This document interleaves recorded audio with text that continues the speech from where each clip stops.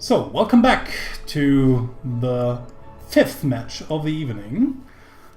The map is Frozen Temple, and spawning to the bottom right in purple, it's the French Terran from Clan LDLC, it's Miyako.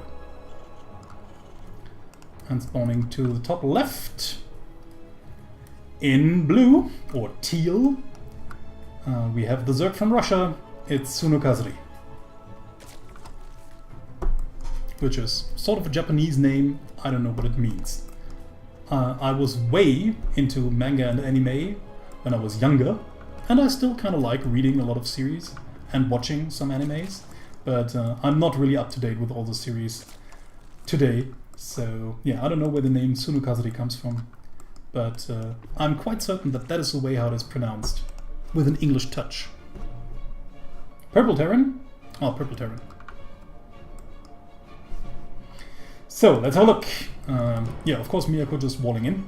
That's quite typical to do. We already have the fantastic music. Just building up a lot of tension.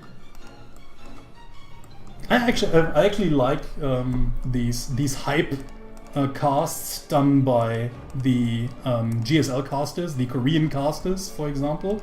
Where they sometimes just cast like crazy, like,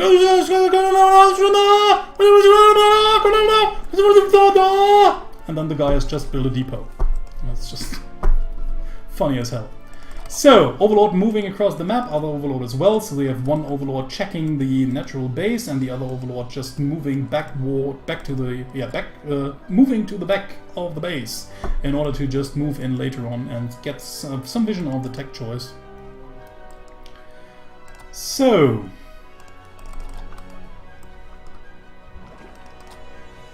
spawning pool finished. Nothing really much to see here. Metabolic boost incoming. But all pretty typical for Zerg players. I think Sunokasuri should soon be taking a third base. So, command center incoming for Miyako, down at the low ground, while the Marines are already coming in. So, quite interesting that Miyako doesn't go for the typical Reaper Scout, which we have seen a lot of players do this evening, but she only cares about the Worker Scout. Yeah, she's seen that a worker has been killed, so she probably assumes that her opponent will go for a third base in quite some time, but Sunokasuri doesn't really think about it. She plays a lot of Zerglings and a Baneling Nest, so it looks to me as if she really wants to break through the defenses of Miyako and tries to cheese her right in the first game. Nice! So that's really a nice thing for a change. So not giving the opponent any credit or respect. No, we just bloody cheese you right from the get-go, so that you really know who you're facing. Already giving a message. Saying, I'm not afraid of you. Okay, Miyako already having the bunker down, going for a scout once more, and this scout might save Miyako's life here, because now she finally knows that there are a lot of lings flooding away, even buying some time, but Sunokasuri immediately just changes that up. So now Miyako knows what she's up against. She already doesn't really save her workers. I don't know, she doesn't really want anymore? Now she wants? No? Okay, just pulling them back. Okay, getting the mules back to work. Maybe, yeah, having workers to counter-repair the bunkers doesn't really help if Banelings crush into them. So, but there's, yeah, even one nice focus fire here by Miyako, just getting down one or two Banelings even before they can hit the depot. And now we don't have, and this is the biggest problem right now, we don't have any more Banelings left in order to break through these defenses back here. Of course, the biggest problem is that Miyako will lose her mining down at the natural base, but she knows what's up, getting a Widow Mine here, and this will help out tremendously if it doesn't shoot the wrong Ling or Baneling. Another bunker going down. Maybe she even wants to have a bunker down at her closer to her middle line in case the Banelings or Lings break through. Okay, yeah, even very nicely, very nice micro by Miyako here. Knows what Sunokasuri was trying to do here, just trying to bait the Widow Mine shot, and BAM! Getting all the Lings with one Widow Mine shot. Yeah, that was really excellently done by Miyako here. She knew what Sunokasuri was up to. She wanted to bait out that Widow Mine shot with that one Ling, so Miyako unburrowed it, and it didn't shoot, and then she reburrowed it, and when the amount of links came in, the wall fell to the banelings, and then the links streamed in, and the Widowmine shot all of them, as we could all see. So I think there's no better way to hold this. So very nicely done now. Yeah, Sunokasuri knows that her first attempt of attacking her opponent has failed. She now tries to transition into a macro game by taking a third base. But of course she's now behind in... Oh, no, actually not. She's not behind in probes. But income-wise, Terran with mules slightly... it's actually up to the task, we can see. Slightly ahead at some points when the mules just return. Yeah, 8 workers down. Okay, 3 mules. Well, that doesn't make amount. That does make sense. Since 1 mule roughly counts as 4 workers, that's actually quite the amount of minerals you would expect to have. So, tanky backdrop incoming. We have a lot of links here, so actually I think Miyako won't be able to gain much with this push.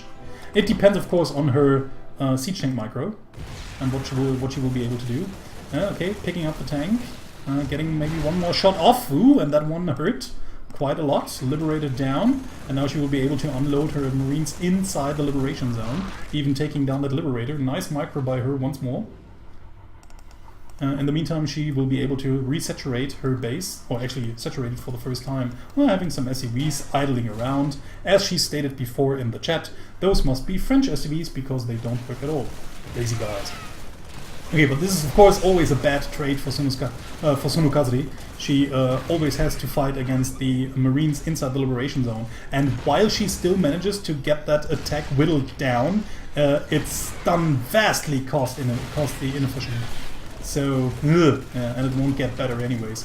Medivacs can sometimes be so annoying if you have a player that is really capable of picking it up right at the moment when you need to. Quite well done. Oh, even getting the queen once more. Oh, this is awful to watch. Yeah, Sunokasuri often, obviously having trouble dealing with this type of army at the moment. Ooh, even moving inside the circle once more. Rally points not coming in. More army being sent in from Miyako here. It's 70 to 53. She won't be able to hold this base anymore and will probably lose it right now. Yeah, one more certainly taking away one big blast, and there she sees it. GG, and Miyako takes the first game. So, we're back on Dusk Towers, and spawning to the bottom right in teal, it's the Zerg Sunokasuri. And spawning to the top right, did I say bottom right again? Doesn't matter. The top right, spawning as Purple Terran, it's Miyako, leading 1-0.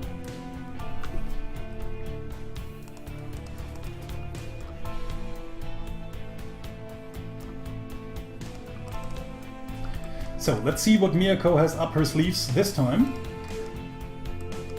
Or what Sunokasuri has up this time. I mean, she tried to baneling bust her opponent in the first game. It didn't quite work out. Actually, it didn't really work out at all. Of course, Miyako had to lift her base and had to escape some workers. Even lost a few, but not that much. And then just cleared the rest of the attack quite easily. Or at least made it easy. Made it seem easy. So that's the idea. Made it easy looking. Or made it look easy. That's actually the way you want to say it. Ooh, it's getting late, guys. My English is not as good as before, if it was good at all the whole time. But I still think, or hope, I can give you an enjoyable experience with my stream and casting. So, Overlord's moving over. So it looks as if Sunokasuri this time is trying to go for a more standard game. Which would be quite normal. I think, of course, it could be quite interesting to just go for an all-in once more. But then again, most opponents will just expect you to go all-in once more. There are a lot of mind games involved, but if players don't really know each other yet, I mean, they might know each other better during the ongoing season, but since this was the very first game between the two, nobody really knew about the other. And both stream on Twitch, but they don't save their Twitch VODs, so there wasn't even the possibility to study the games of the other by watching the streams. And Sunokasuri does not actively stream SE2, because her computer's hardware is, I think, not really good enough to handle stream and game at the same time. So she mostly streams Osu. While Miyako has been dabbling in CSGO lately. Has returned to StarCraft 2. Having been a pretty infamous female player, especially in the European realm. She decided to quit SE2 for a while, playing more CSGO. But I could convince her to come back to SE2, at least for this season, and I'm glad she did. Because she's a phenomenal player, and always fun to watch. So, 2 bases for both players, 3rd base incoming for Sunokasuri. Like I said, both players this time trying to play more of a normal game, although this really looks like a Banshee build. Might be first a tank, maybe later on the Banshee, but it might just be a normal Medivac tank marine drop like in the first game. So we'll see whether these 2 buildings will switch it up or not. Normally, if you really wanted to go for fast Hellions, you would have built not a tank, but maybe a Hellion, because the building time, I think the build time is a little bit shorter. Not by much. No, it wouldn't really matter. So yeah, there's the barracks now added to the reactor, while this barracks gets back to the tech lab in order to research Stim. And now we have the possibility to drop with the first few medivacs. So let's see how Miyako can deal some damage, because we come to some point where she really needs to do that. Okay, Scouting Overlord gets denied. So actually Sunokasuri does not have a lot of information. She doesn't even know. She knows about the factory, so she can assume that tanks will come her way. But she doesn't know about the starport. Which, again, doesn't really make that big of a difference. I mean, with tanks and marines, she can guess that there will be medivacs on the way soon. Okay, tech lab incoming. Looks as if Miyako doesn't want to move out too soon in the game. Just letting the Zerg getting up her army. And I don't really know if I... there's the tanky back incoming. Never mind what I was saying. So Tankerback probably won't be able to do that much damage, but of course it's annoying as fuck. You always have to keep it in sight. You always have to be careful not to stand in the way of the shot, trying to get some lings around here, some lings around here, covering all the areas where a medivac could drop it before taking it up once more. And if you have a player that's really capable of microing that and macroing back at home at the same time, Tankyvacs are so annoying. Man, are they annoying. And being annoying is actually Miyako's specialty, believe it or not. No, you better believe it.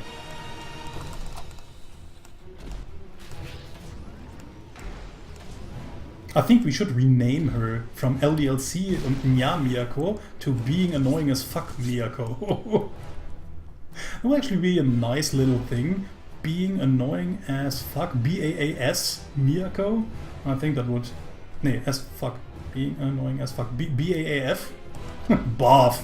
Barf Miyako. And now even 2 tanks!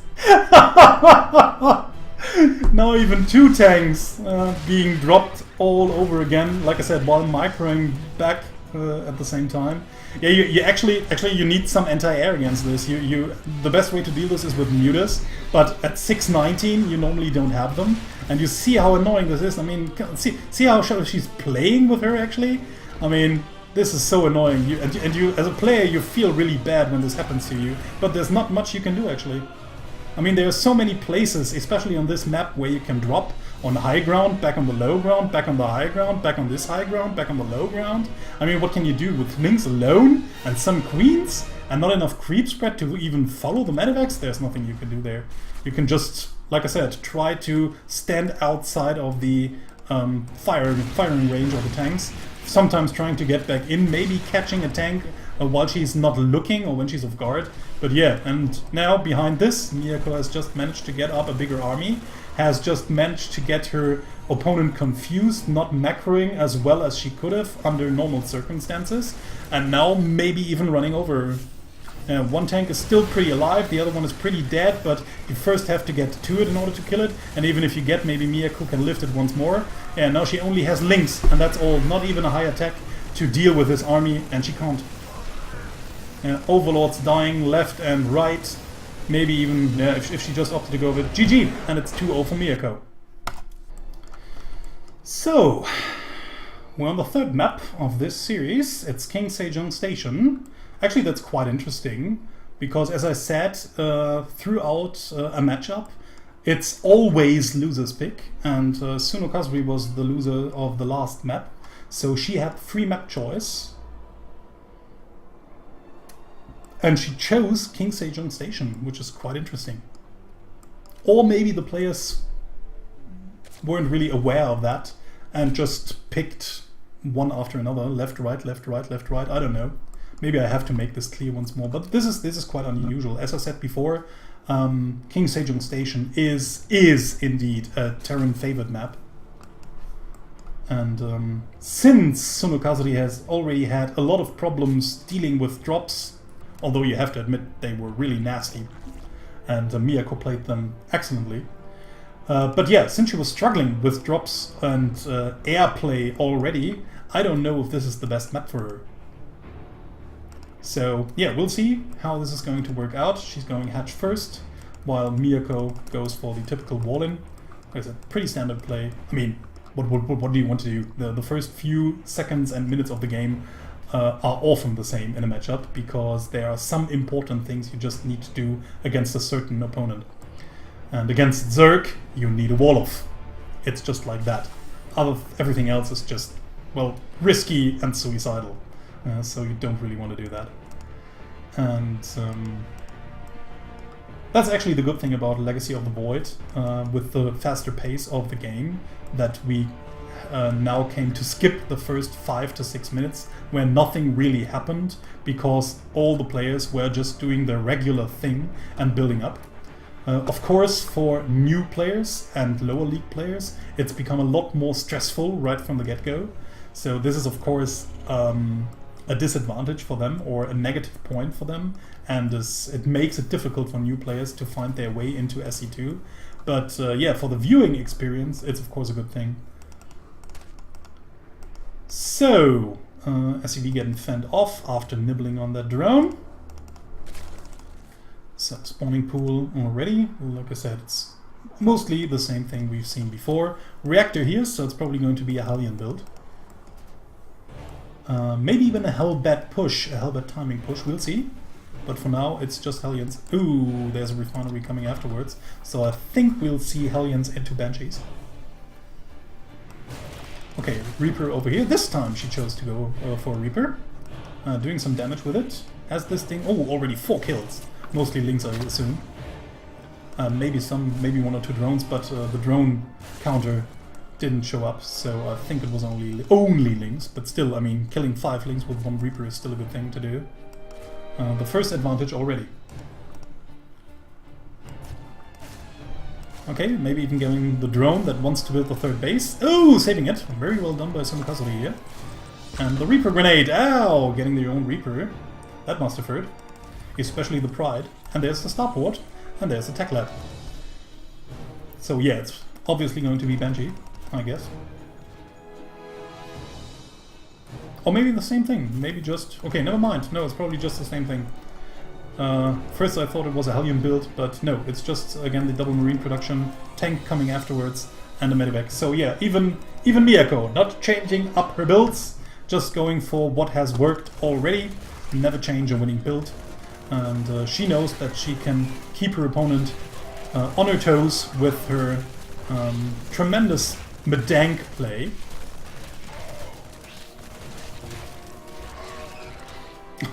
Nice, even microing the SEVs against 1 Ling, but now finally losing some of the SEVs. Oh, they actually didn't use the... Oh, that's right, that's why it's not showing up. They didn't use the WCS game art because they were the first to play. They played the match right as the matches were announced. So I hadn't told them at that point that it would be nice of them if they could use the WCS game art mod, while most of the others did, and that's why it doesn't show up. Okay, never mind, no problem. But yeah, I've just... Now that it's gone, I realize that I miss it. Okay, there's the tank, there's the medevac, there are the marines, not as many as before, but it's enough to do the first tank evac push. With the second siege tank incoming. Yeah, it's actually the same pressure, and we'll see if Sunokasuri has finally found a way to deal with it, or if Miyako is indeed going to take this series with marine tank evac pushes. Oh, this is actually a nice move. Sunokasuri already gets... Yeah, and that's the thing.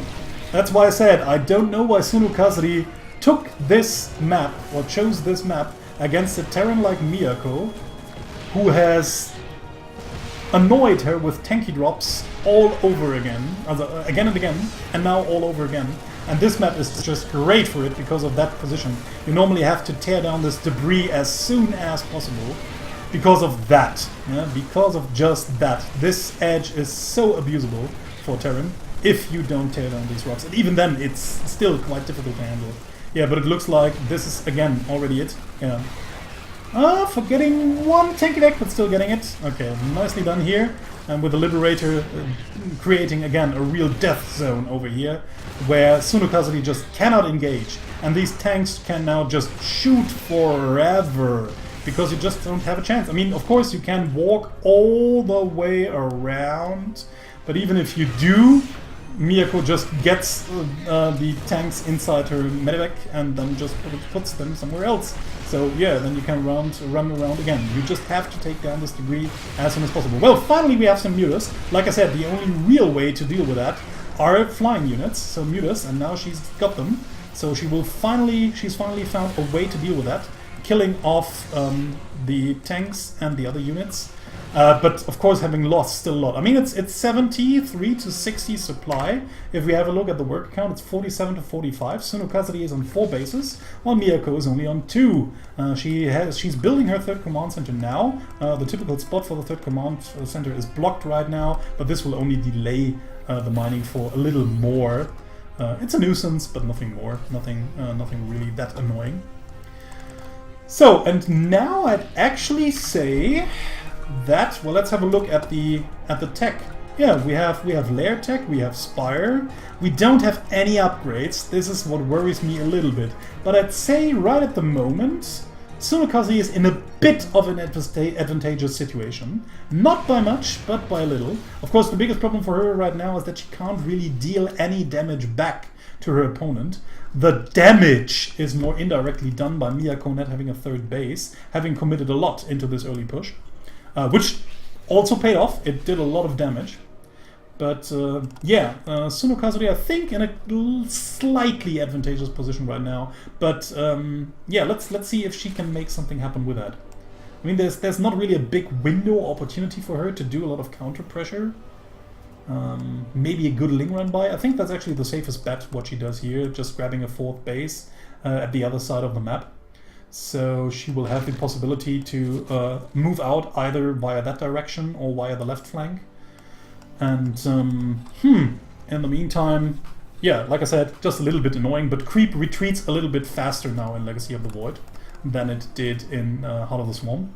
So, like I said, it's just a small nuisance, but nothing too bad. Mule drop incoming! No? There it is. Da-da-da. And the music is quite right as it comes down. Da-da-da-da-da. Oh, the music is quite epic. I like it. It's well done by Blizzard. So, okay, yeah, we have Ling Bane Muta, old school composition, and not that many units actually by Miyako. It's army supply 94 to 50. Okay, still a little bit better than the Zerg, and that's not what you want a Zerg. Worker supply now a lot better for Sunokasuri. She has managed to drone up heavily during the last few minutes and will now be able to saturate her 4th base as well. She has taken 6 geysers, not 8 yet, and Miyako's walking out again. So let's see what she can do. She will find this base over here immediately. We have Lings and Banelings incoming. Ooh, this might work quite well actually. The Liberators are in siege mode, so they can't really fight the Mutas here, but the Marine splitting and the Marines actually themselves should be enough to deal with the Mutas, which is of course a bit bad for Sunokasuri because now she's just sacrificed all of her army. She had hoped to crush and kill Miyako's army with that one big army push she did there, but unfortunately not all the Banelings found their goal, their destinated aim, and yeah, that's the biggest problem. If you lose almost all of your army, but your opponent has a lot of stimp Marines left, and all you have got is Mutas, then it doesn't even matter that the Liberators got killed and the tanks are still alive. Yeah, Miyako will just rush in, and that's going to be it. There's nothing that Sunokasuri has that can beat this army, even a few Banelings. It doesn't really matter. GG, and 3-0 Miyako takes actually surprisingly convincing victory here.